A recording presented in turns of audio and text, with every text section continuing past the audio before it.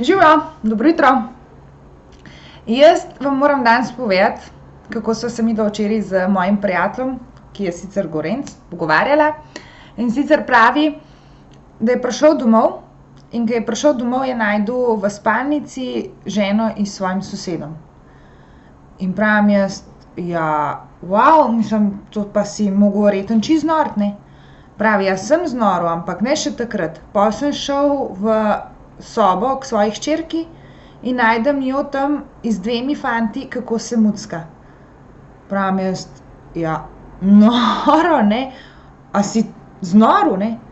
Pravi, jaz sem, ampak ne še takrat, saj je mlada, naj eksperimentira, žena itak me cele dneve ni doma, naj tudi uživa. Po pridem pa k sinu v njegovo sobo, vidim, on tam leži, kadi marihuano. Pravim, in si takrat znoril? Pravi on, ne, nisem takrat znoril. Po sem šel v dnevno sobo in vidim tam radiator na maksimum, v dnevni sobi nikjer nobenega, luč prižgana, pravi, takrat sem pa znoril. Okej, to je en vic od mene danes za vas. Jaz upam, da sem vas nasmejala. Predvsem pa je danes en nov izziv, ki ga morate danes narediti. To, da morate nasmejati sami sebe ali pa svojega partnerja. Zdaj, če ste samski, a ne, smeh ni omejen samo na družbo. Zmeraj se lahko smejimo, če ne drugega, recimo, ne vem, če ste že slišali za jogo smeha, ne, kjer so v bistvu ene take prisilne smejalne vaje, ki sprožijo pravzaprav ta prav smeh.